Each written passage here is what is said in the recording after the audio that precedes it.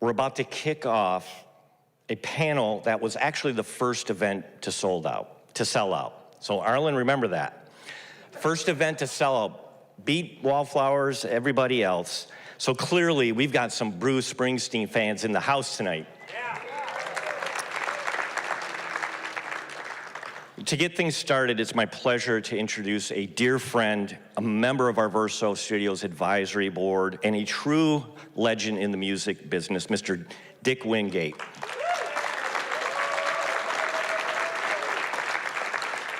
For those of you that know Dick, you know that his story reads like a Hollywood script.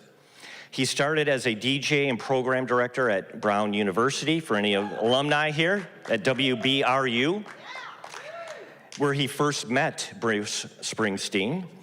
From there, he joined Columbia Records, working with Bruce, Elvis Costello, Peter Tosh, and Pink Floyd. He discovered Amen Man, held senior roles at Polygram and Arista Records, and helped pioneer digital music as SVP at Liquid Audio, where he led the first digital distribution levels with major labels. Today, he is a founder of DEV Advisors, helping artists, content creators, and tech innovators shape the future of music. So please join me in welcoming the legendary OG, Dick Wingate.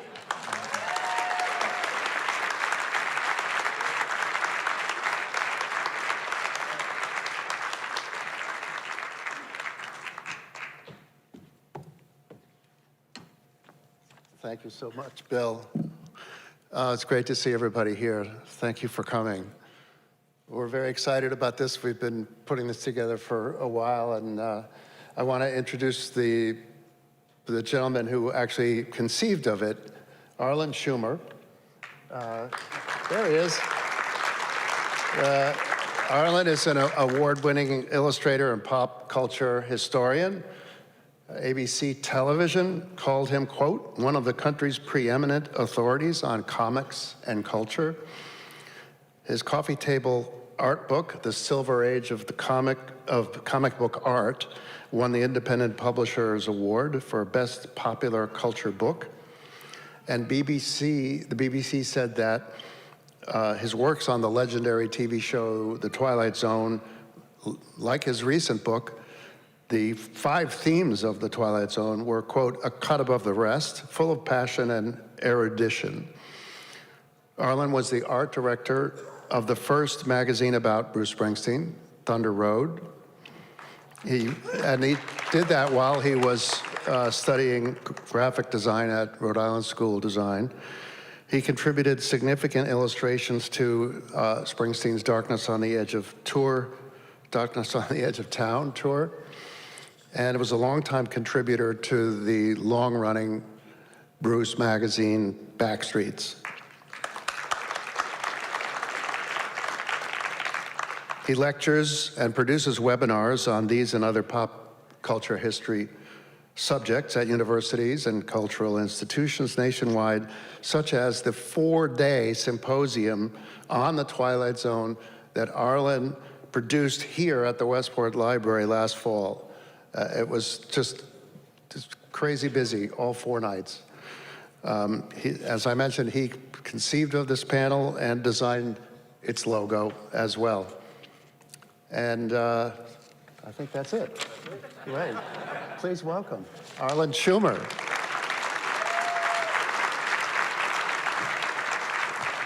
Thank you, my friend. I love you. Okay. Just take a sip of water here.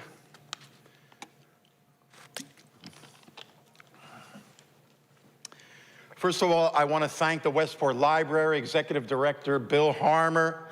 I want to thank the tech people, Alex Giannini, Travis, and David in the tech room over there, and everybody at the Westport Library for making this incredible event happen.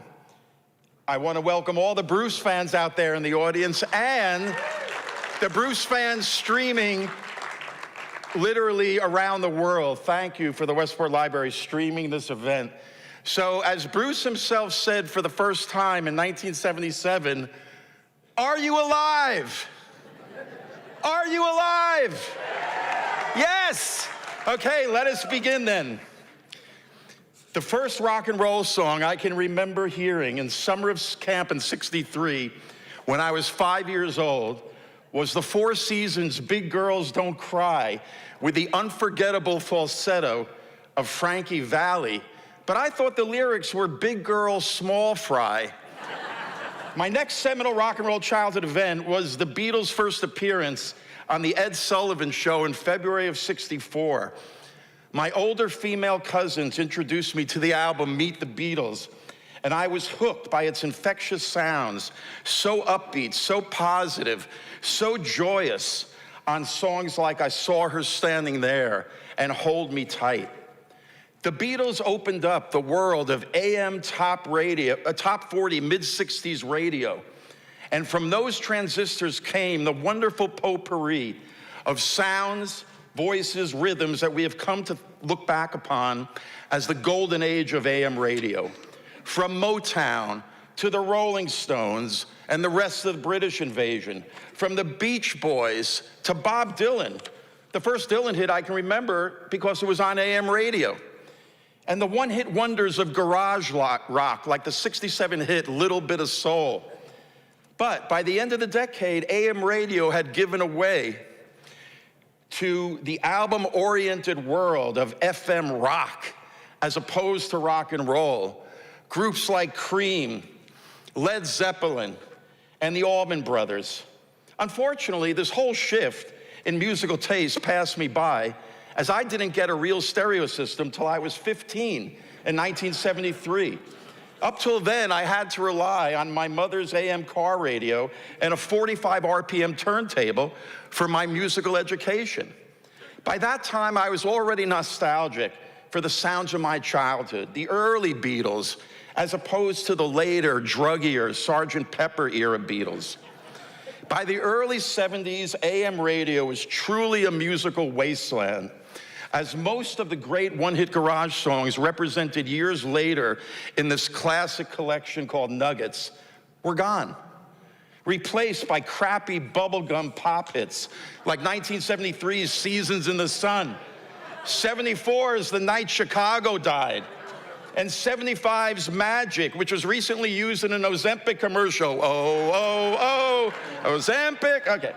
The mellower sounds of singer-songwriters Carole King, Cat Stevens, and James Taylor, and the whole LA-based country rock establishment effectively killed what I remembered as real rock and roll. But every now and then, a song would cut through the AM pablum and remind me in some way of the sound and style of the music I used to love. I can recall being electrified by the classic opening guitar riff of the Radberries' debut hit in 1972, Go All the Way. Don McLean's concurrent hit, American Pie, had the sound and beat of the more old-fashioned sounding AM radio I remembered. He even used the lyrics rock and roll, which by '72 had become a forgotten sobriquet. The genre had been called rock or hard rock for years. George Lucas's breakthrough film, American Graffiti, released in late summer '73, resuscitated interest in old-time 50s style rock and roll, but didn't really do much for the early '60s pre-invasion British sound that I loved, as represented by glorious one-shots like the 1962 instrumental Telstar.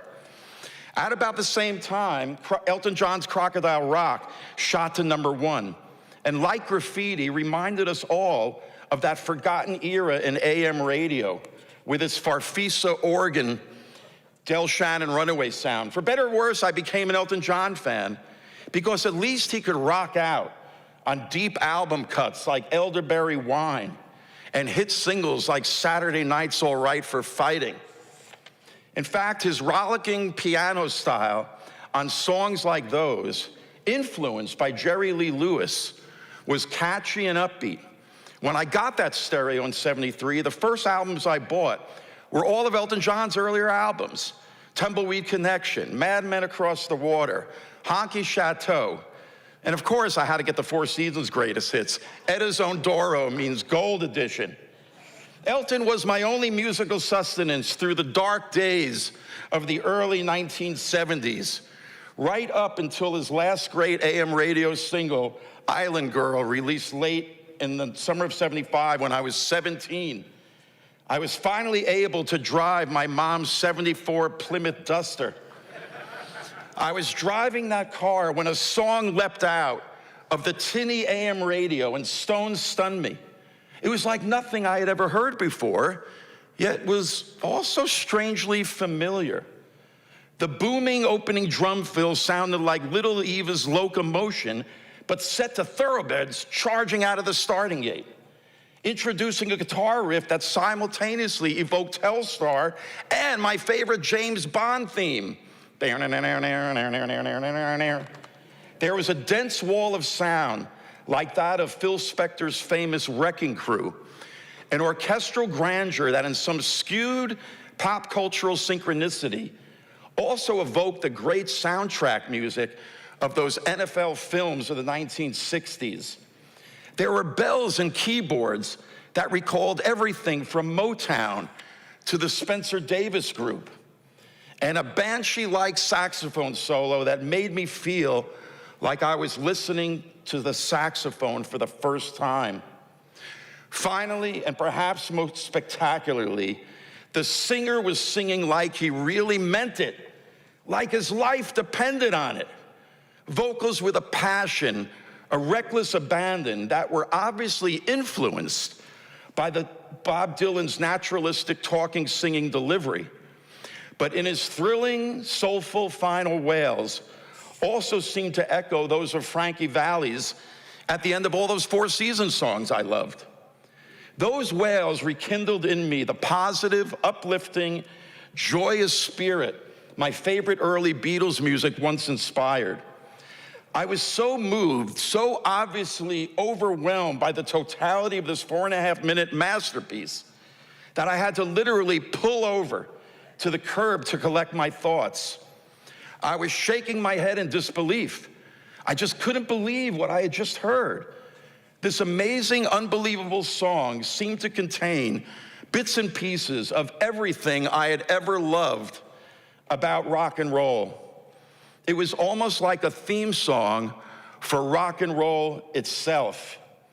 Even the song's title had an inevitability about it that summed up the whole entire grand escapist nature of rock and roll, of youth, and of America. Born to Run by Bruce Springsteen. In 1995, a panel of distinguished pop music critics voted Born to Run the greatest single of all time. To say I felt vindicated by that result is an understatement. I'd been proclaiming it for 20 years. And more recently, in 2003, it was named one of 50 recordings added to the National Recording Registry by the Library of Congress. A couple of points about Born to Run must always be stated so that this magnificent piece of music is never taken for granted. Bruce wrote the song in early 1974 in this rented cottage in West Long Branch, New Jersey. After his first two albums, Greetings from Asbury Park and The Wild, the Innocent, and the East Street Shuffle, had sold poorly, and he was actually threatened with termination of his recording contract unless he came up with a hit single. So Bruce set out to self-consciously, premeditatedly write the hit single to end all hit singles. And with the possible exception of Nirvana's Smells Like Teen Spirit, all the singles that are traditionally considered in any top 10 greatest singles of all time were all written before 1974. Led Zepp's Stairway to Heaven, Rod Stewart's Maggie May, Eric Clapton's Layla, the Beach Boys' Good Vibrations, The Who's My Generation, Dylan's Like a Rolling Stone, the Stones' Satisfaction, and pick your favorite Beatles song, your favorite Motown song, and your favorite Elvis tunes here. So with this panoply of rock and roll history spread before him, Bruce aimed for the moon and hit the stars. One of the hidden keys to Born to Run's greatness is that it is the only song of that august body to have been recorded by an evenly balanced, racially integrated rock and roll band.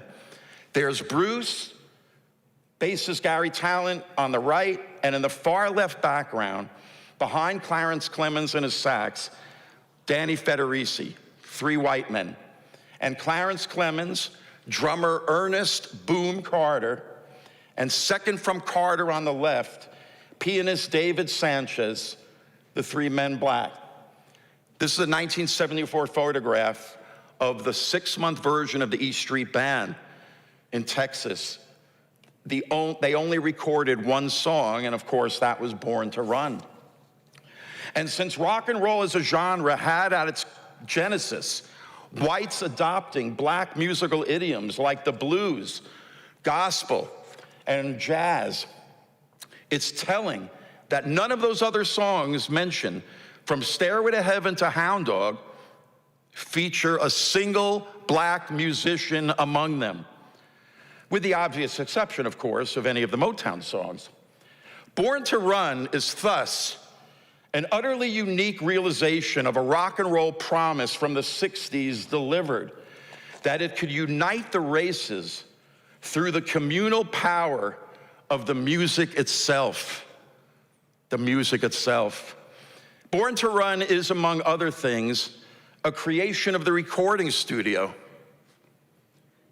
a pièce de résistance of the studio's art and craft, a masterpiece of layering and overdubbing that took Springsteen and company, and yeah, that's manager-producer Mike Appel on the right, 6 months to get down in the studio, and shows it in the time and sweat spent in every minute musical detail.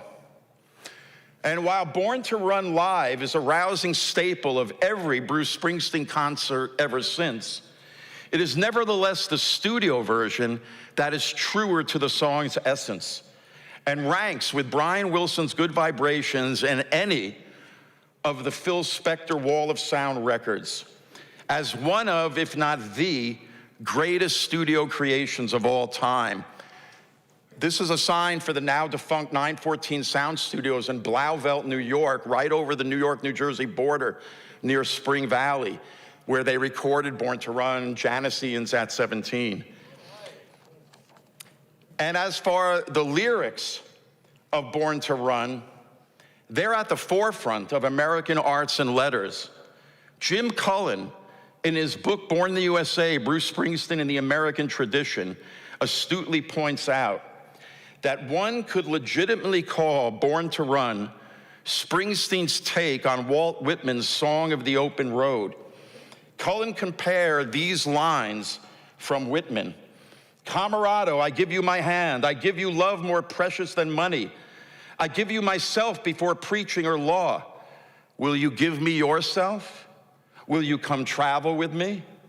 Shall we stick by each other as long as we live? To Bruce Springsteen's Born to Run lines, will you walk with me out on the wire?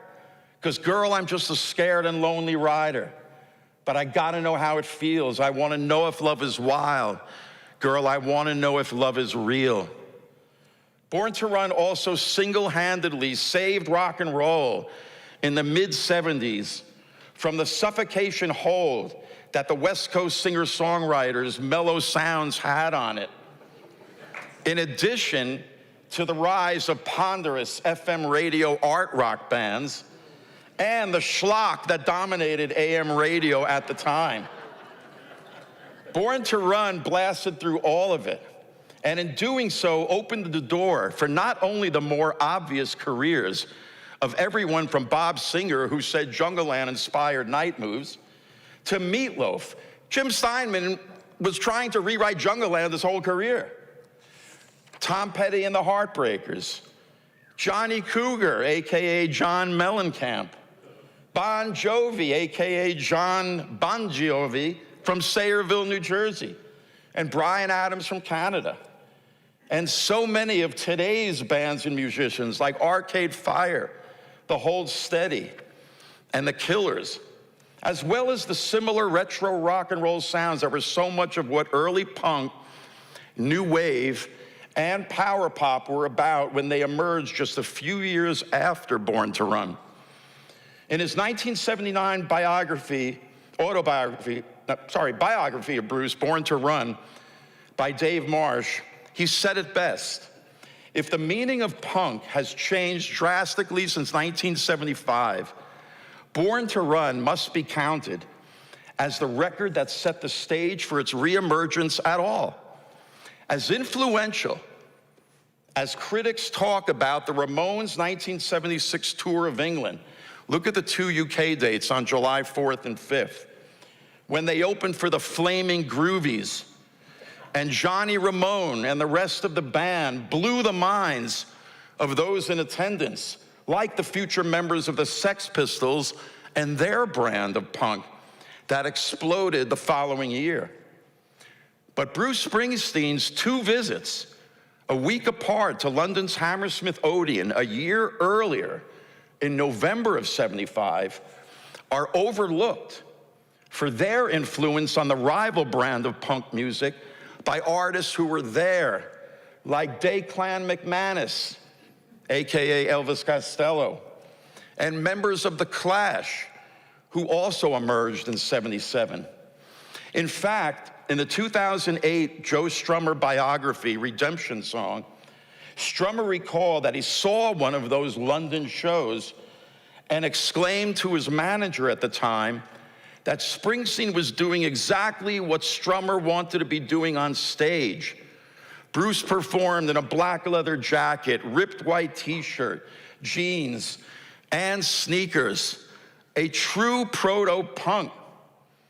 So if fellow Jerseyan, though born in Chicago, Patti Smith, is considered the godmother of punk, surely Bruce should be the godfather of punk, with Born to Run, its anthem, the theme song of rock and roll itself.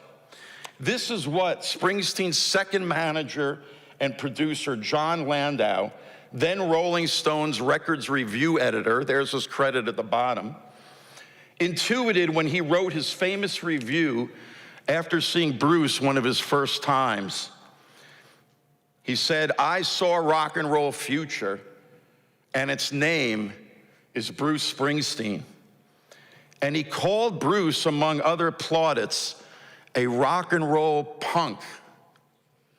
Maybe not coincidentally, the song Bruce debuted at the Harvard Square Theater the night Landau wrote it, May 9th, 1974, was Born to Run.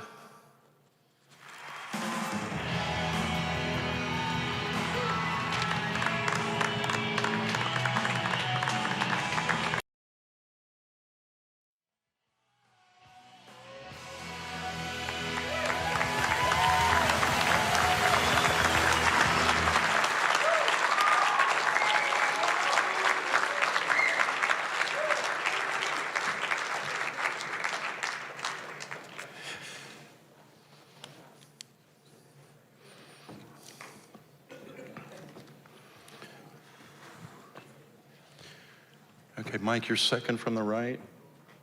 Bob, you're... Second right? Yeah. Mike, you're here. Bob, you're there. Okay. Mike, you're here. Okay. You're here, Mike. And then Michael Kulak is on the end there. I'm coming. Get your bag. That was filmed at the Hammersmith Odeon in London on November 18th, 1975, on the Born to Run tour. The first time Bruce and the E Street Band played in all of Europe, and was released 20 years ago on DVD. The only performance of the song Born to Run caught on film, closest to the one I described from May of 1974. Mike APPEL, as Bruce's first producer and manager at the time, you were at that Hammersmith Odeon concert in London on November 18, 1975. What is your best memory from that night? Well, You know, I liked some, I didn't like punk, okay? I didn't like it. What I liked was when Springsteen, when it went through his plumbing, you know, a song, it could have that edge that he could get away with it. And it was still strong, and it still was, you know, rough and gruff, and what punk was supposed to mean, at least to me. And the Stones had it too. And it was funny that when I say the Stones, because instantly a memory comes to mind. Mike, bring the mic closer to your mouth. Okay, a memory comes to mind. The girl outside in the front office says, "Mike, there's a call for you. There's an Andrew Loog Oldham on the phone for you." And so I said, what would he be on the phone wanting to talk to me? I've never spoken to the guy in my life. I've never said anything kind or unkind about the, you know, Rolling Stones. Why would he be on the, what's his beef? So I get on the phone and he says, "Mike," he said, "Born to Run is the greatest rock record ever made." Well, he endeared himself to me instantly, as you might expect. And I said, well, I had my favorites too. And he said, which one? And I said, whoa, he's going to press me on this thing. And I said, 19th Nervous Breakdown. And there are changes in that song and Mick's voice and the harmonies that they do that get me off. I can't do that today. That's the problem. I can't do that anywhere. And it's not like I'm fooling myself. I even spoke to John Landa one day. I said, John, I can't find a group that I give a damn about. He says, well, that's why my record collection only goes up to 1975. Oh, okay, that was a straight answer, you know? It was real, and I could relate to it. You know, like one day with Bruce, we were talking about something, and he says, I gotta go now. I said, do you have to go? I said, you're the only guy I can talk to today. And that's the truth. You can't talk to anybody about anything because there's nobody like those kind of guys that wrote great songs, you know, they could tell you where it came from and how it came about. I mean, you talk about Born to Run. Bruce had 5 distinct, different lyrics for it written. Okay, Mike, let's not get ahead of ourselves. Okay, We're going to get to that. All right, Let me introduce Mike him. formally. He was Bruce Springsteen's first manager and co-producer, described by Springsteen himself as a managerial genius. APPEL had a pivotal role in the launch of Springsteen's career, getting him an audition with John Hammond, the great A&R man at Columbia Records, and engineering what remains the public relations coup of the 20th century, getting Springsteen, still a relative unknown, on the national stage, on the covers of both Time and Newsweek, the same week in October '75. His mark on the productions of Springsteen's first 3 albums, Greetings from Asbury Park, The Wild, the Innocent, and the E Street Shuffle, and Born to Run, both the album and the single, can be heard decades later in the album's musical risk-taking and lyrical romanticism. Dick?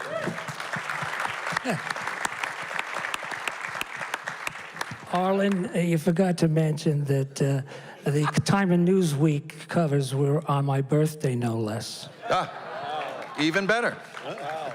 Okay. Talk about destiny, right? Now I'd like to introduce Bob Santelli, second from my left here. We're so excited to have him here. He's the founding executive director of the Bruce Springsteen Archives and Center for American Music at Monmouth University in West Long Branch, New Jersey. Was able to get here from there today. It took a while with all the traffic outside. Enjoy these renderings, artist renderings of the beautiful new building that will house the center, complete with a theater and a stage that's set to open in 2026. The new Bruce Springsteen Museum and American Music. So Bob is a noted blues and rock historian, curator, music journalist, and has authored more than a dozen books on American music. In 1995, he became the Rock and Roll Hall of Fame's first director of education, the hall and the museum. In 2000, he became the CEO of the Experience Music Project in Seattle, which was the first ever interactive music museum. And in 2006, the founding executive director of the Grammy Museum. And Bob currently serves as director of popular music and performing arts at Oregon State University, and he teaches courses on popular culture. Please welcome Bob Santelli.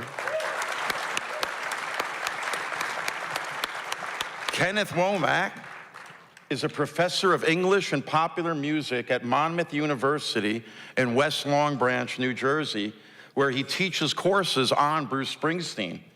He is the author or editor of more than 40 books and a Beatles scholar of the first order, which includes 2014's The Beatles Encyclopedia, Everything Fab Four, a 2000 multi-volume study on the life and work of Beatles producer George Martin, and his most recent, the best-selling Living the Beatles Legend, the story of the band's road manager, Mal Evans.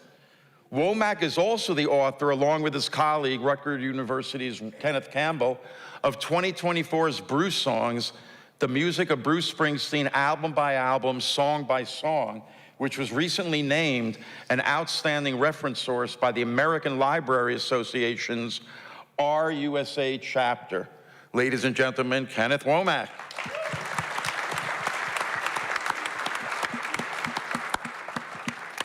And last but not least, my good friend of 50 years to my immediate left, Michael Pilot. Michael was the director of album promotion at Columbia Records from 1974 to 1978. We worked very closely together, and Michael had the privilege to work with some of the greatest artists of his generation. He was directly involved with the promotion of all four of Bruce Springsteen's first albums on Columbia, which remains to this day the only record label that has ever released Bruce Springsteen's music.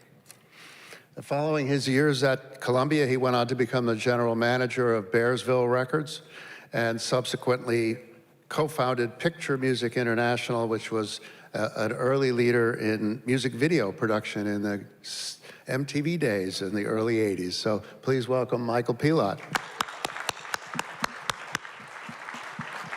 By the way, I don't know if I've neglected to thank Dick Wingate for making this panel happen, because without Dick, there is no way this panel would have happened. So I want to make sure Dick Wingate gets a big salute.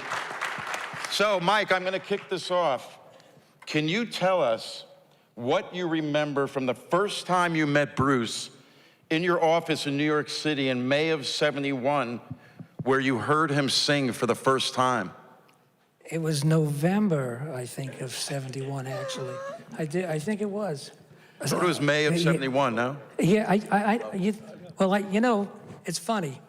You figure a guy like me knows everything, right? Not. I come to these things with all these smart guys to my right and left, and they're smarter than me. They know more than me. I said, what the hell did you call me for? You know? I could have stayed home today. All right. What was the question now? Can you tell me what the hell I'm supposed to say now? Oh, the first time I met Bruce, yes. Okay. Actually, that was not something that you would remember. It really isn't. It's the second time that I met Bruce Springsteen that floored me. I'm not a guy that gets floored easily. Mike, bring the mic closer to your mouth. Okay, God, I have to learn to do that. I'm so rare on do I do this. In any case, the first time he came, it was, he played two songs. One song was about a deaf, dumb, and blind woman, and then they were dancing to a deaf and blind woman. And I was saying to myself, God, well, what is that? But he's so intense. And I'm standing right next to him. I mean, the side of his face was so intense singing that song.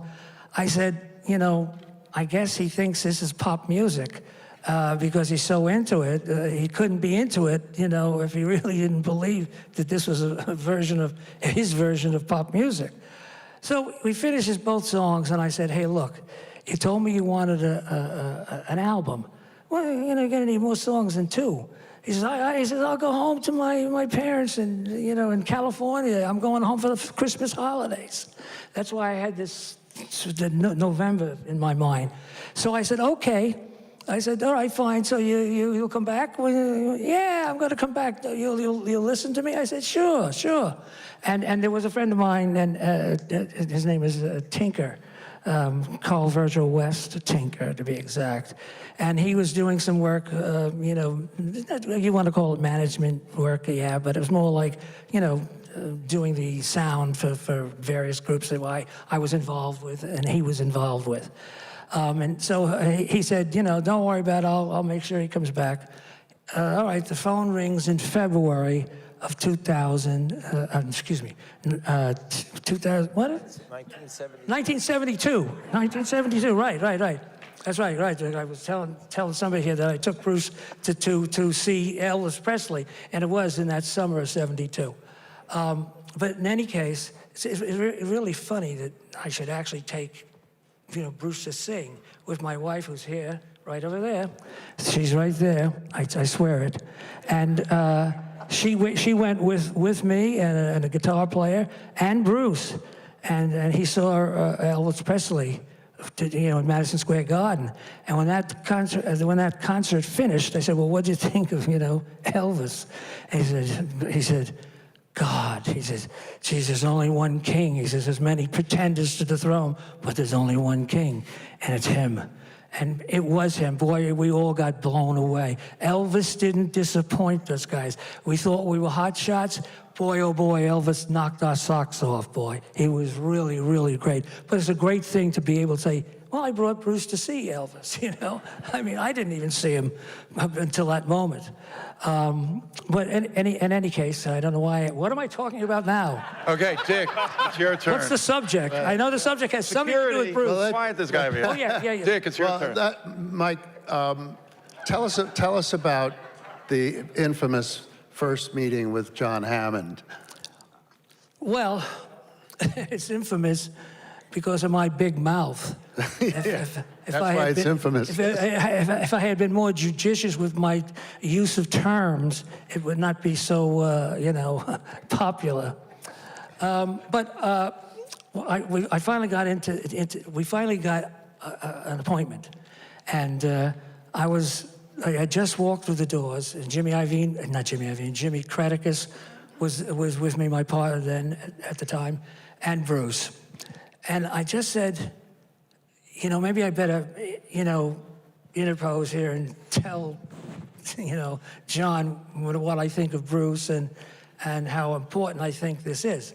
Because even though we haven't gone into my second meeting with Bruce, which is where I was blown out the doors, I didn't know what to say, actually, by what I had heard, because I had never heard anything quite like that, with the intensity that had, and the you know, self-purpose, and not being afraid, or you know, there were 3 guys in the office looking at this guy up and down, and he knew his first meeting wasn't a good one, and here he was. He went right through 5 or 6 songs, and just blew. And I'm sitting right in front of him. He's here, I'm right here. And he just played one song after another. I didn't know what to believe, that anybody wrote that many great songs. I figured, you know, the Sisters of the Muse must have got him and anointed him between the time I last saw him until this time, because there's no explanation I got that can explain this at all. But in any case, I'm back at what's the first meeting, the second meeting? Where are we? Second meeting. Okay, let me just add, when John Hammond heard Bruce sing for the first time in his office, he heard one line and he said his voice is going to last a generation. Well, So Bob, next question for you. my God. As executive director I'm done. of the Bruce Springsteen Archives and Center for American Music, you must have had a lifelong connection to Bruce, his life, his music, his career. Tell us about how you first encountered him, and where were you in your life personally and professionally at that time? I first met Bruce, believe it or not, in 1968. Wow. Okay, I had just moved from, was born in Jersey City and lived in West New York and right across the river from Manhattan. We moved down to the Jersey Shore. I joined a band, and back then, in the late 60s, like other places, but certainly down the shore, there were a lot of coffee houses and teen clubs. And there was a particular coffee house in Red Bank, New Jersey, called Off Broad Street Coffee House. It was actually on Broad Street. They said it was off Broad. I still don't know why they did that. But anyway, we had heard that there was this guy playing up there, mostly during the daytime, just acoustic guitar, and that he played really amazing songs. And I was told with my friends, I was in a brand new band, to go up and hear him. And we went up to Off Broad Street, and there's, sure enough, a small place. The building is still there. The coffee house isn't, but walked in, and I was floored because I was, at the time, I'd grown up, like I said, I frequented as a kid Greenwich Village, and I fell in love with a guy by the name of Tim Buckley. I don't know if any of you remember the artist Tim Buckley. I do. And absolutely, father of Jeff Buckley for the other generation, the late Jeff Buckley. Anyway, I thought I was really cool at the Shore because no one knew about Tim Buckley. I did, and I loved him. I walk in, and the guy playing the guitar was playing a Tim Buckley song. Wow. I couldn't believe it. And so afterwards, after he played, I just went up and said, wow, you know, I didn't know anybody around here who knew Tim Buckley. So, oh, yeah, I like Tim Buckley a lot. And that was pretty much it until, I guess, when I went to Monmouth College, today university, and Bruce played at my freshman orientation in the August of 1969. Wow. And Was that when he was with Steel Mill? yeah, it was Steel Mill. Yeah, exactly. Bruce's early heavy metal band in the late 60s. Yeah, and then he went during my time there. I think he played 9 times. Wow. And I think I saw all the shows. I was the entertainment editor of my college newspaper, so got to go to all the shows. And then from there, became a music critic for the Asbury Park Press and started writing about him from 1973, 74 on, and still at it today with the archives. Dick, you're up. I'm going to ask a question of Michael Pilot. And you were at Columbia Records when Bruce was introduced to the label.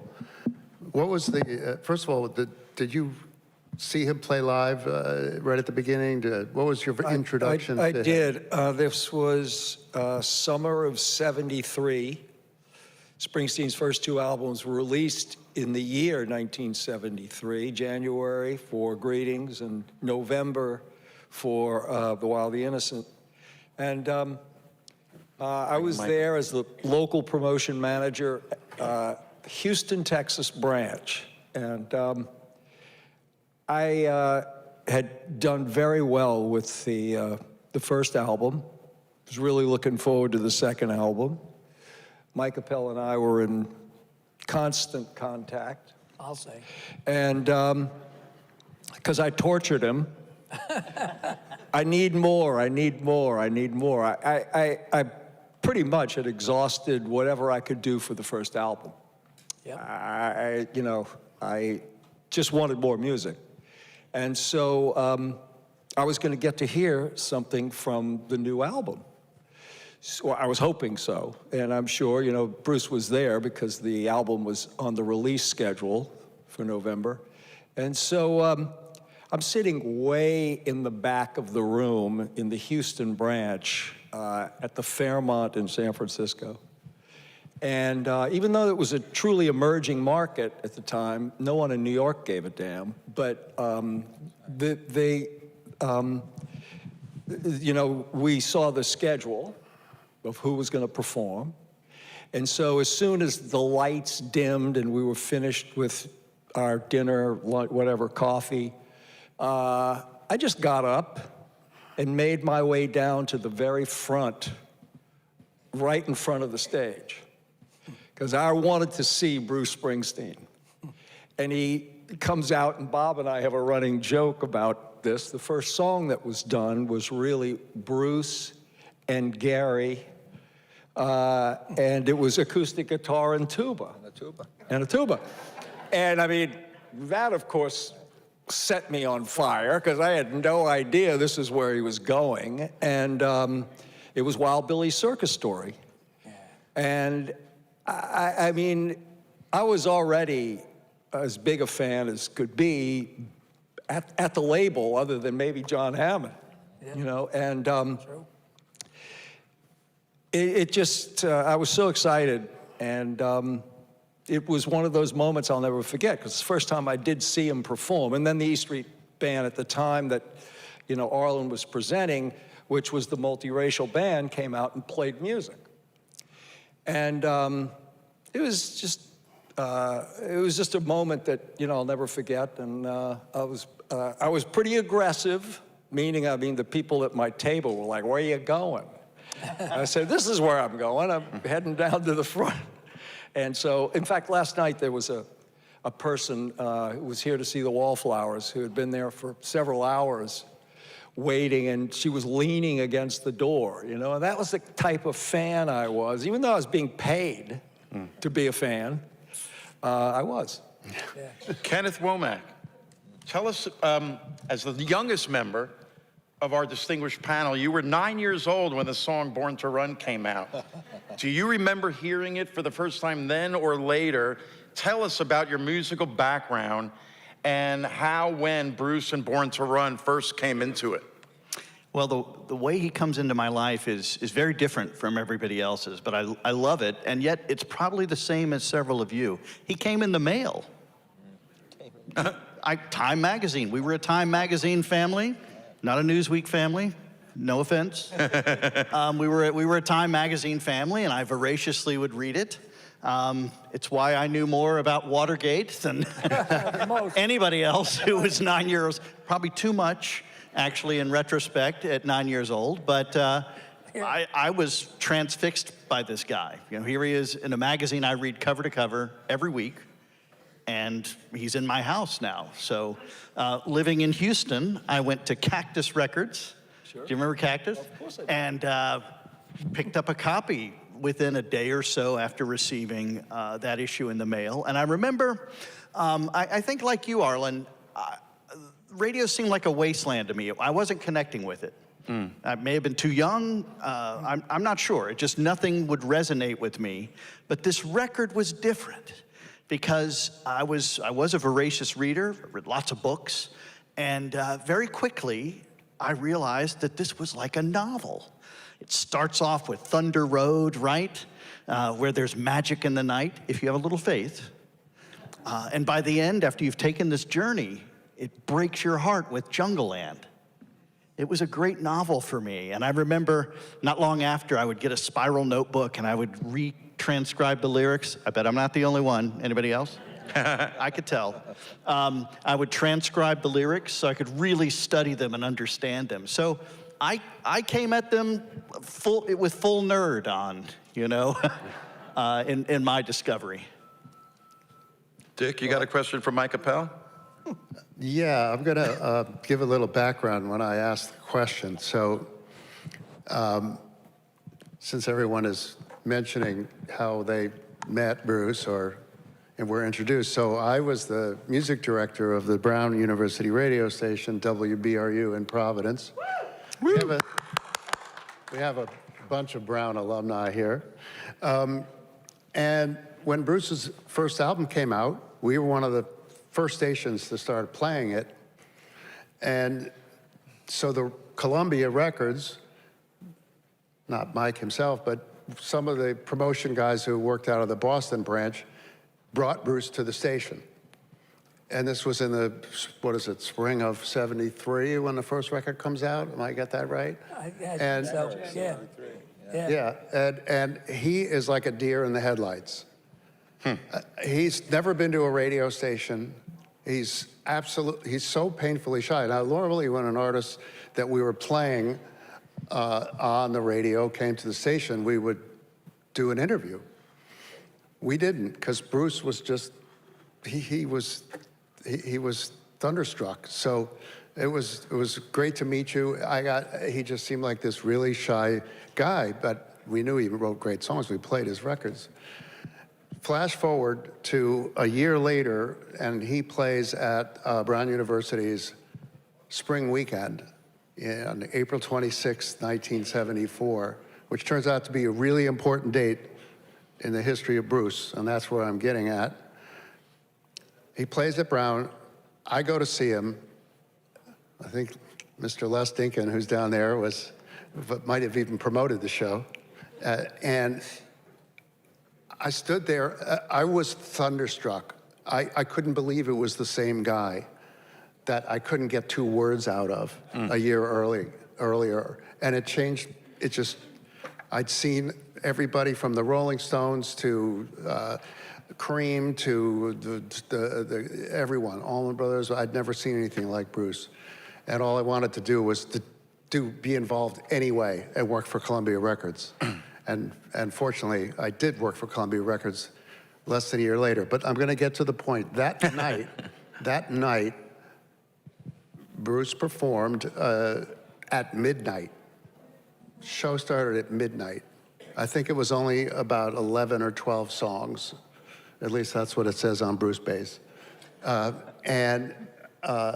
There was a writer in the audience who was writing a review for the Brown Herald named John Andrews, and he was blown away. Well, and he wrote this amazing review. And he did it because he interviewed Bruce after the show at some ungodly hour. I think I had gone back to the dorm. And well, I'm going to let Mike pick up the story from here because Bruce was on the ropes at that point with Columbia Records, and this review made its hands to the very head of CBS Records, and was a pivotal moment. Oh yeah, somebody like that, yeah. What happened here is they had prevented us from going in to do the 3rd album after Born to Run was already cut. And a number of things happened. I'll just try to make this quick. And what I'll say is this. When we finished Born to Run, the song, Bruce and I knew we had to go and present it to Columbia Records. So we went up to Steve Popovich's office. He was the top promotion man at Columbia Records. And when I walk in, he's got 2 phones in both ears. And he said, "Hey, Mike, how are you?" Bruce stayed downstairs because he was a little bit shy about showing up and being naked to, being told, "Hey, I hate this record," or "Hey, I love this record." He didn't want to go in through that particular, if he didn't have to go through that particular scene. So when I said, "All right, you stay down here, I'll come down to get you, no problem." So I was so disappointed when I saw that he's talking to all his promotion men. And I said, "Hey," he said, "Steve," I said, "I'll come back, okay? He's nonsense. Come right up. Give me the thing. Give me the tape." So sure enough, I give him the tape. He puts it on. He sits right down. He plays it full blast, and he goes right back to talking to all of his 55 men out there. Okay? So I'm fuming. I just said to myself, "Oh God, how am I going to control myself?" And I did, because when it ends, I said, "Well, what'd you think?" He said, "Well, I like the guitar riff, but I don't remember anything else." Well, I said, naturally, you got 55 people you're talking to. How can you remember anything? But Steve, by the way, was my boss. Well, this guy wasn't Steve. This guy was a gigantic help. How about a round of applause for a guy that really did it? Right now. Yes. Well,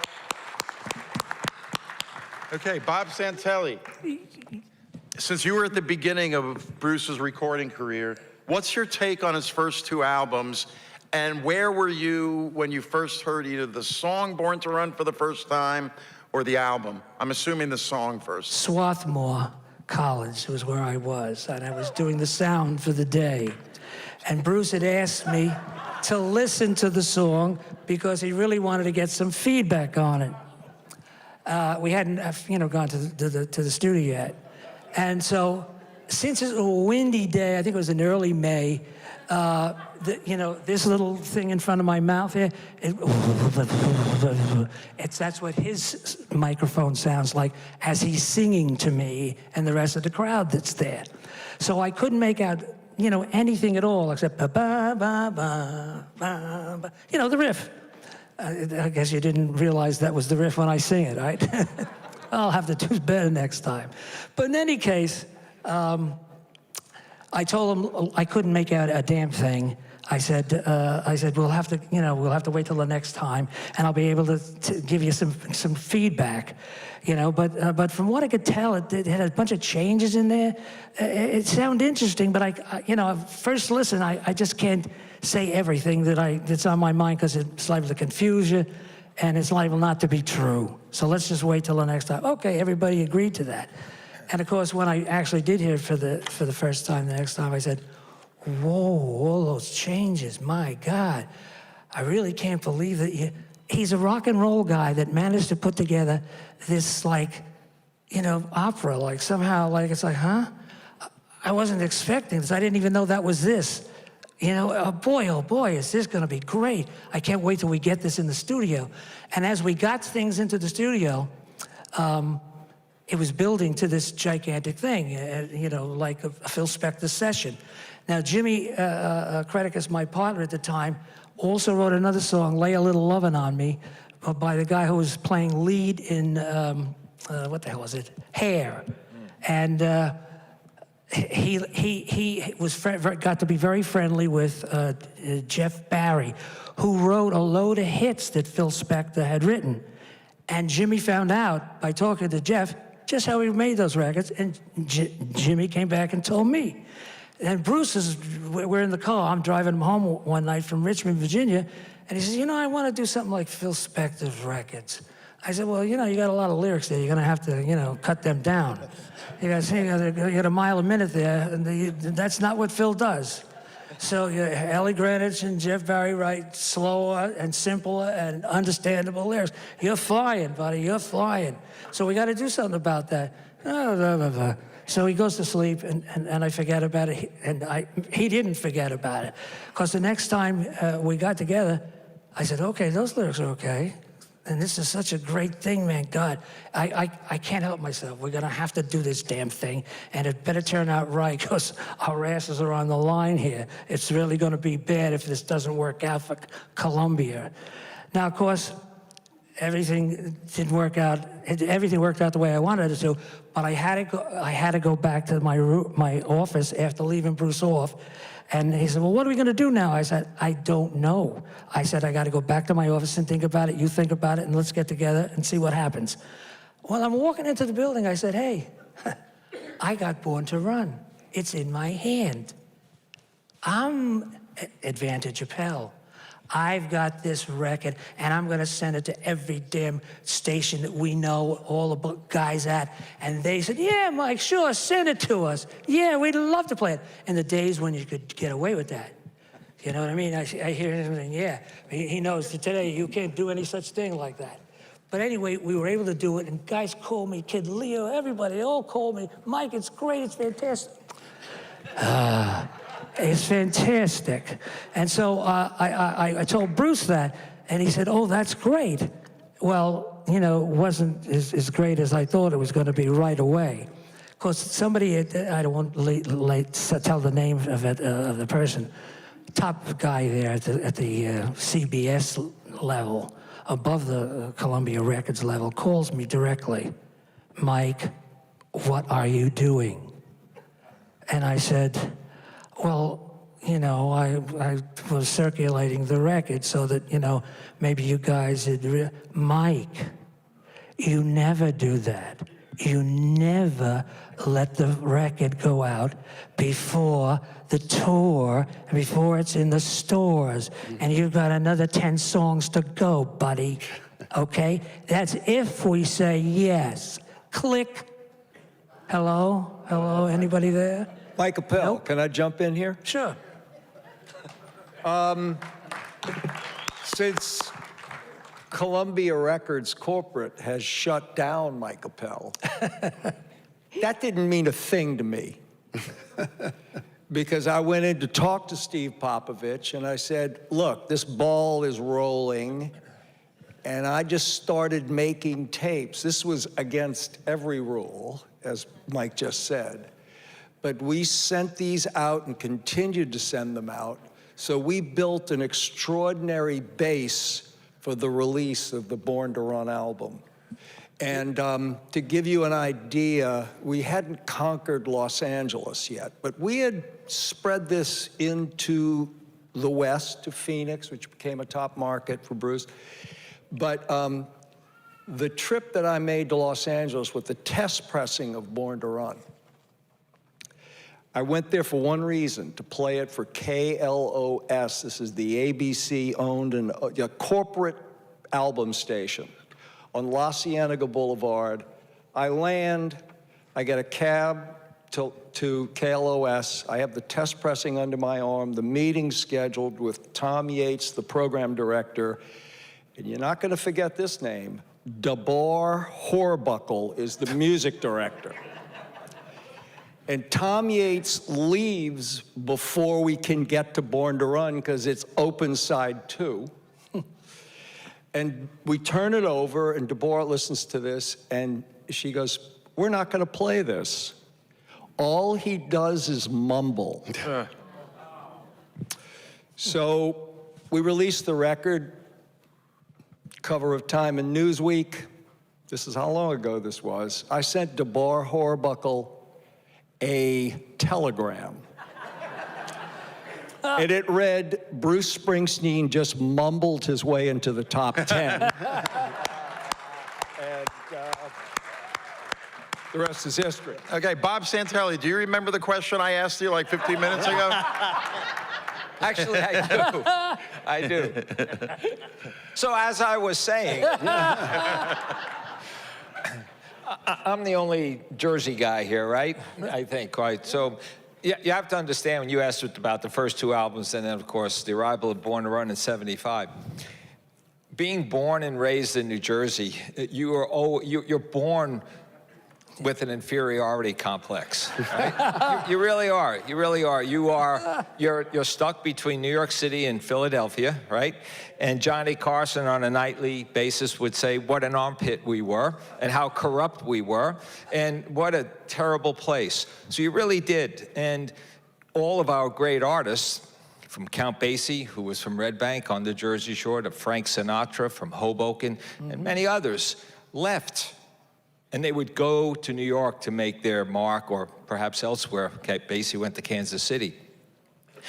When Bruce came with that first record, and he insisted, and you guys probably know this, but insisted that the record, that he not be from New York, because he was from Jersey, and goes on the Asbury Park Boardwalk and finds that generic postcard, Greetings from Asbury Park, New Jersey.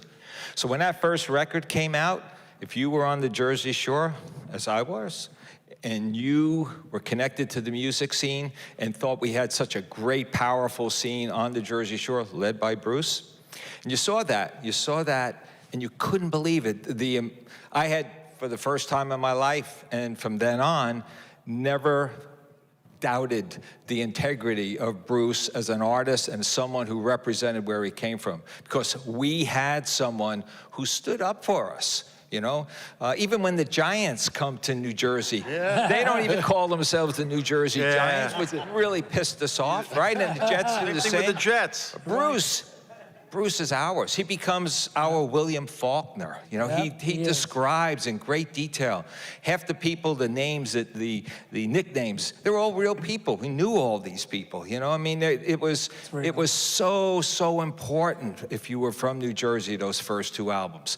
But of course, no one else. The record sold poorly, right? Yeah, and the New York Times ran an obituary on Madame Marie. Yeah, exactly. You know, I mean, you think about the influences. But I think worth pointing out, you mentioned the postcard.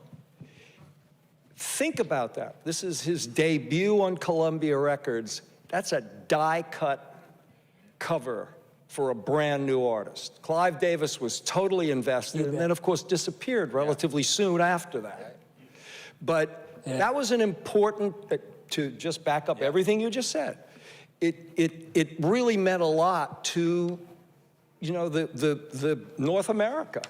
That here was a positive regarding New Jersey. Yeah, it was validation for us that this guy who had been playing in Steel Mill at Monmouth College and other bands like the Bruce Springsteen Band and Dr. Zoom and the Sonic Boom and Earth and Child and Castile's his first, which everybody thought were unbelievable. We had someone, how come no one wanted to know about him? How come he wasn't famous? And then all of a sudden that record comes out.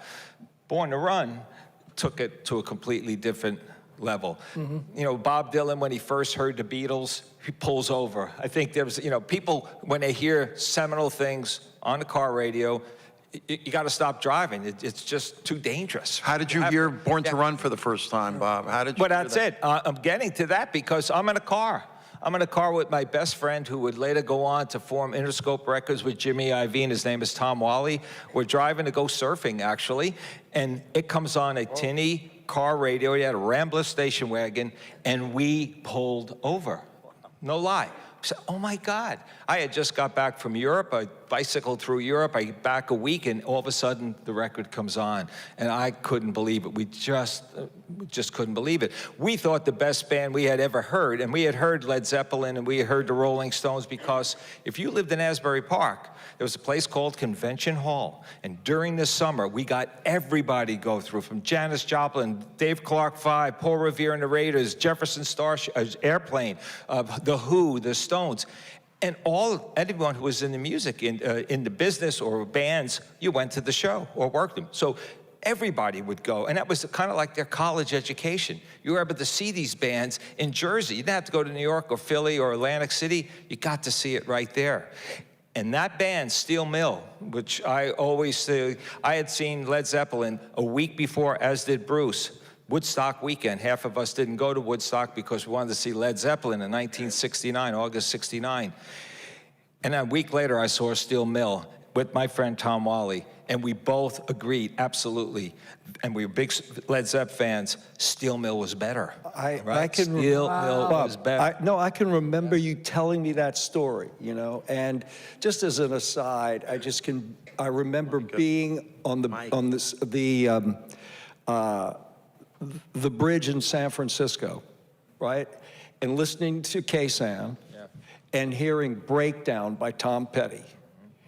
And crossing the bridge, I'm on my way to see Boz Scaggs, right? Crossing the bridge, pull over, use the payphone. I had the number in the studio and say, what was that? You know, so there are moments like that. Yeah, there are seminal moments. For Tom sure. Wally, I knew Tom Wally myself. I liked him. He's at Interscope. That's where I met him. Another record man. Kenneth, give us some perspective. You haven't had a chance to talk much. What you know, you have written so many books about Bruce, and but this era, this you know, 74, 75, and the creation of Born to Run, and the process, which was so painstaking. Would love to hear your thoughts on that. Sure. I have the great privilege every year, at least once, sometimes twice, to teach Born to Run to our undergraduates at Monmouth, and it is a dream. And it's a special dream. It's always, teaching is wonderful, no matter which generation is your audience. But right now, it's really special. Today's generation, they get maligned a lot, but these guys are magnificent. They have an intellectual curiosity I haven't seen in decades of teaching. It's magnificent, and I'm not surprised. We raised them this way, right? We raised them on the Food Channel, and they have Wikipedia and knowledge at their fingertips. Spotify. Absolutely. Every song they want to hear, they can have instant access. And what is so wonderful is when we encounter Born to Run, I often get to see students. I have the privilege of listening and watching as they have that first experience. And what we do with the song that makes it so special is we take those operatic parts that you created in the studio, Mike. We go moment by moment, and we understand, we take it apart, we put it back together. And it's a revelation, that tune, right? And what is magnificent about the students, many of my students, fortunately, are music majors. So I often have the sheet music up in my PowerPoint presentation, and they're following along out in the audience. If they're drummers, they're following Boom, right? There's the incredible work by Danny Federici, right? On that. The bass line by Gary Talent is a revelation. You know, not to mention what Bruce and others are doing. So I have that experience of watching them make that discovery. They're not pulling over. Thank goodness we don't have cars in the classroom yet. But what they do is they have this kind of out-of-body experience. They want to know more. They want to understand how the tracking worked, how you were able to capture that music in that studio as opposed to any of the fancy studios in the city. Yeah, it was 16 track, not 24 track. That's right. You know, these are the questions and issues they have. As far as perspective goes, you know, Arlen, in his opening remarks, referred to the singer-songwriter era, right? And some of it's more ersatz, sugary moments, but then you occasioned us with discussion of Carole King and other real stalwarts, right? Bruce comes along when we look at the long sweep of rock history, and he reminds us of, no offense to anybody, but the legacy of the Beatles. Right? Incredible songwriting. Of course. Craftspersonship. As John Lennon would call them, these are craft songs, right? They're crafted from different parts that are hybrid and then grafted together. Original. Yes, and highly original. And again, young me, I can't forget this. It's part of who I am, was just I think thunderstruck by those words. It was the language. Well, also Born to Run is different than the first two albums in its craft, because it was written on a piano. Mm-hmm. And Partly it. the first two albums were clearly written on guitar. And I might add that there is a clear lyrical difference, as Mike pointed out, and as Bob, in the great interview he carried out when we announced our archive some years ago, teased out of Bruce, the idea of how he had put aside, thank goodness, his rhyming dictionary. Right? Suddenly, my students have a lot of fun with those first two albums, scanning, like scanning those lines that run over with enjambment, right? One line to the next. It's out of control. We start to try to figure, how does he get that many syllables in 4 measures? Those are world records. But by the time you guys are making Born to Run, there's suddenly an economy. Yep. That's very different, and that must have been self-conscious, right?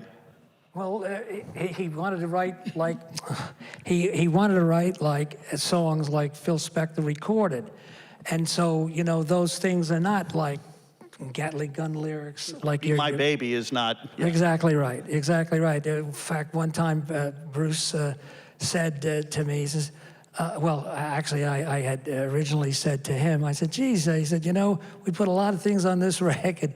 I said, but Phil actually put, you know, a trap case, a drum trap case on the record. He played the trap case, not the actual bass drum that goes in it.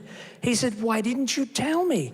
I said, because your song is flying 1,000 miles an hour, and, you know, Be My Baby's boom, boom, boom, boom, you know? And he said, well, you know, geez, you could have told me. I said, hey, I told you about the Glockenspiel, didn't I?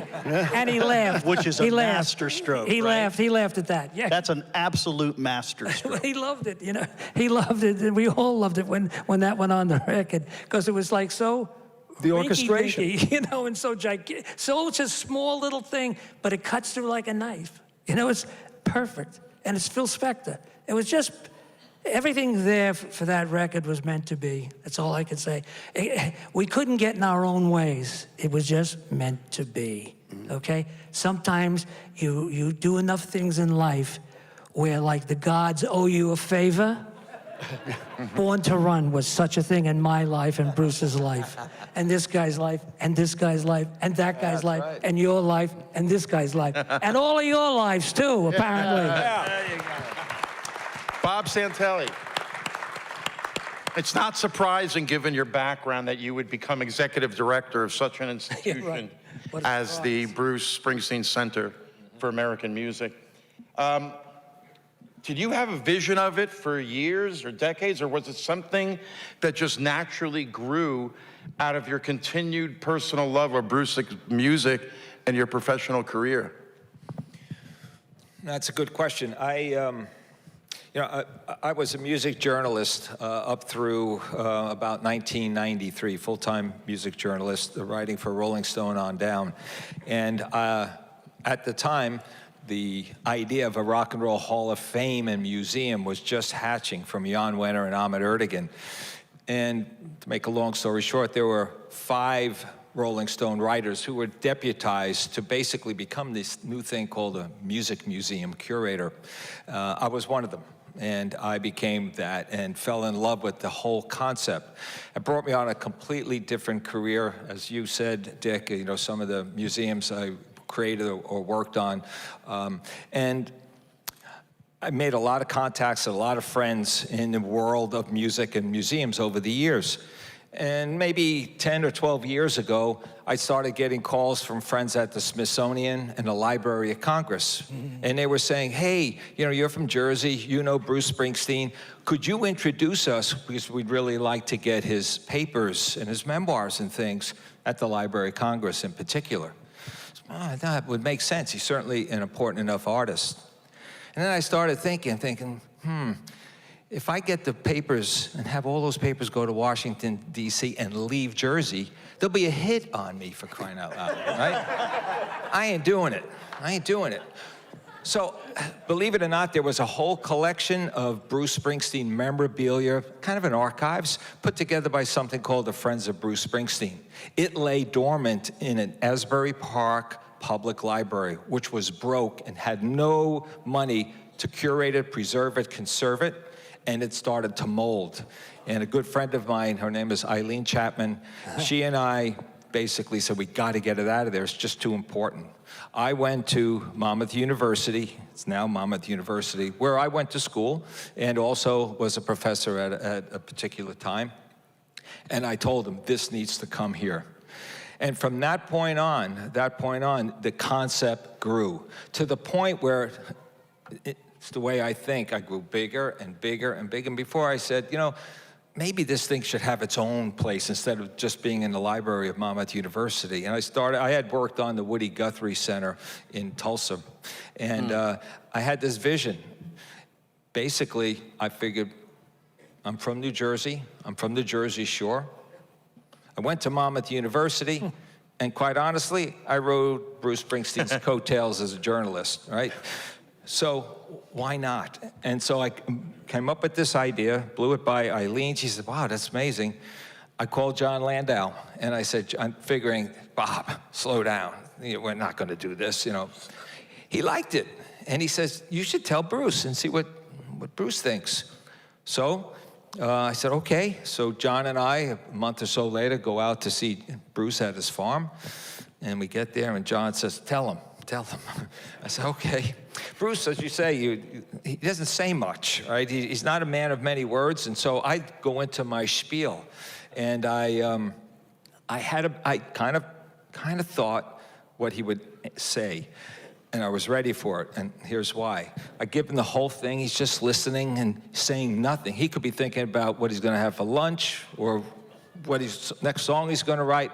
We're in this recording studio. Finally, he says, you know, Bob, hey, that's really, I'm humbled. I think it's a great idea, but I'm just a chapter in the history of rock and roll. I can't have just one thing about me.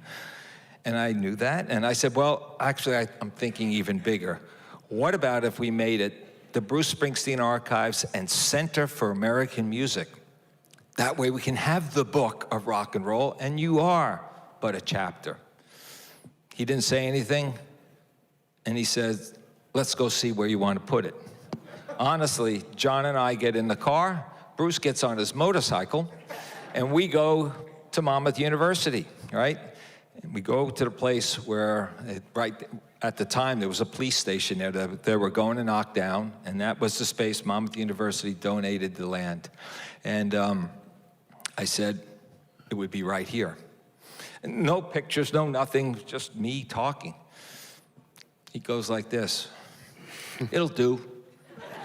Gets on his motorcycle and leaves, and John and I are looking like, Did he say yes? We doing this now? And that really started. It was like 8 or 9 years ago, and next June, we will open the Bruce Springsteen Archives at Center for American Music. Yes. Well, it's worth mentioning.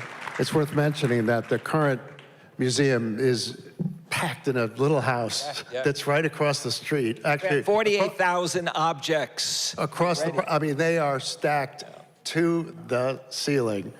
And this wonderful woman that runs it and should be happy to show you around if you make your way. Can I just add one comment? You know, Bruce is being a little disingenuous when he says he's only a chapter. What makes Bruce unique is that I used to call him the human jukebox of rock and roll. Within his music is the history of American popular music of the previous 50 years. Sure. And Bruce was the future of rock and roll. So his music really does encompass all of American music. Yep. Dick, you're up next. No, I think Mike wants to say something. I don't know. You and I talked about This an antique concept of be kind, rewind today. And we still have to finish the chapter, using that term, on Born to Run itself and how it became an official release. And my first business meeting with 30 executives, this is January of '75, it was an extraordinary business meeting about the subject of who do we focus on this year? And I had heard Born to Run in Philadelphia at the Main Point. Bruce was there to join Jackson Browne and David Lindley to save the Main Point. They did a residency there, and I went down, and Born to Run was performed by Bruce Springsteen acoustically. So the first time I heard that song, I heard every word, you know, and it was powerful. So I get to this meeting, and there's a discussion about, you know, do we focus on Billy Joel? Do we focus on, and you know, this is my new job, and I'm going, we're Columbia Records. We can chew gum and do a million other things at the same time. And, you know, Mike had delivered Born to Run, and they were saying, you know, Born to Run, you know, it's great, but it's too long. It's not 3 minutes and 30 seconds. It's not a single.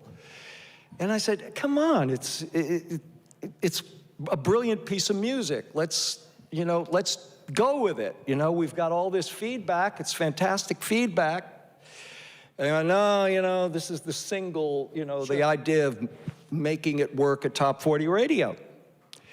And I said, has anyone tried to edit it? No. I said, I want a crack at it.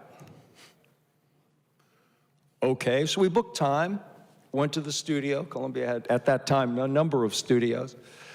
And of course, I knew walking over to the studio on 52nd Street that I couldn't take out any lyrics. They were just brilliant. So the only thing I focused on was the bridge.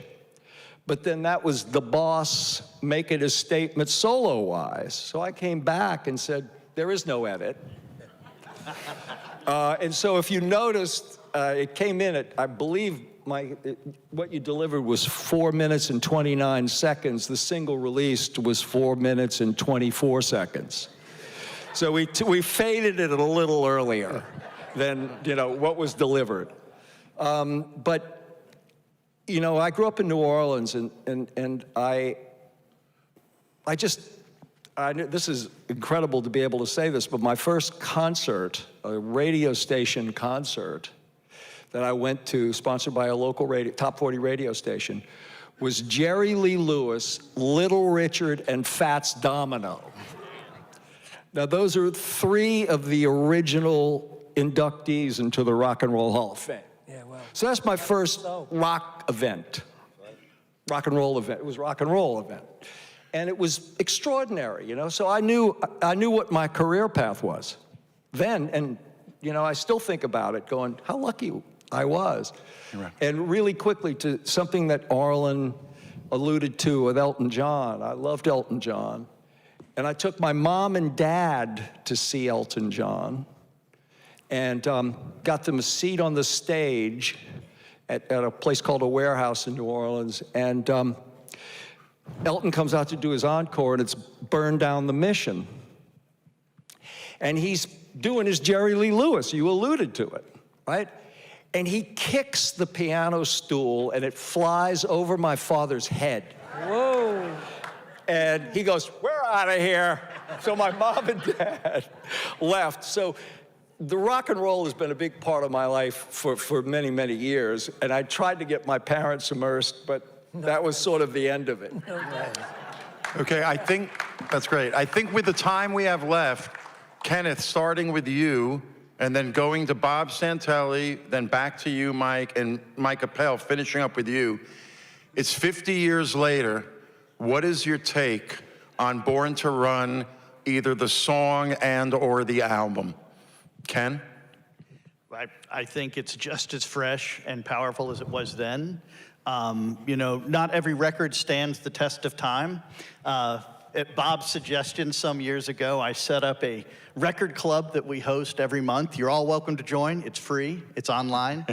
And we've discovered very clearly that a number of albums have not stood the test of time. Our memories are better of them, right? Movies are like this too. You have movies that meant so much to you, and then you revisit them, and it would have been better to keep them back in the storehouse of your recollections.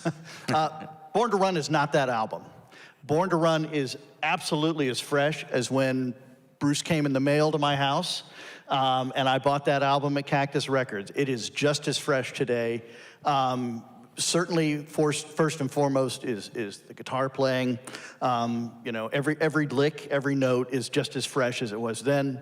But it's also the way it was crafted. I mean, the painstaking work that, you know, Mike and his team put in to bring that record to fruition is why it stands the test of time. In the same way you mentioned him earlier, that George Martin did not let a Beatles album out of his earshot unless it was ready to go to the marketplace. And I know Bruce was concerned, right, that maybe it wasn't quite ready when Mike played him that first acetate. But you know what? Was that the one that he threw into the pool? The one that he drowned, yes. Yeah, yes, that's a story worth telling. Yeah, Go an ahead. ignominious death if ever there were one. But I think if he were here with us, he would understand why that record lasts and why students hear it today, just like we did way back then. And it's arresting. You know, you hear that little riff that we know he borrowed from the Locomotion, but it just leaps into just a moment of pure brilliance. Bob? Well, for me, the album and the song are personal, right?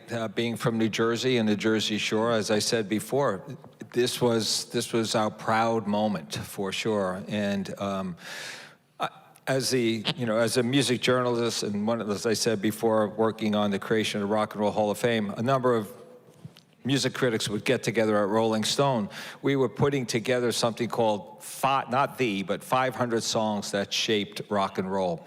And we would battle over which one should be in it and why. We should have made a documentary out of it. It was great. But, but what we found was there were 500 songs, could have come up with 1,000, but we all realized that there were perfect songs, the absolutely perfect songs, of which there were only a handful.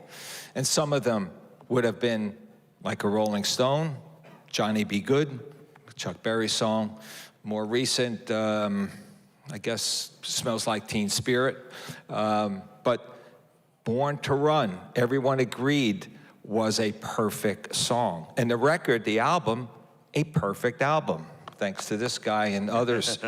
It was. And you know, I'm always reluctant when people ask me this, because I'm from New Jersey, and you know, Bruce Springsteen archives, of course he's going to say it, right? So very often when I teach history of rock and roll and some of the courses, I'm reluctant to say that. I say it in passing, but I also give credit to a lot of the other songs. But privately, it's number one. It's the greatest rock and roll song of all time. Yes. Michael Pila. I agree with most of what everything Bob Santelli just said, except, and I'll use a personal example. All right. While the record's being made, Springsteen paid me a visit to my office at Columbia. And it was pretty extraordinary, because the entire building was abuzz because he was coming to see me.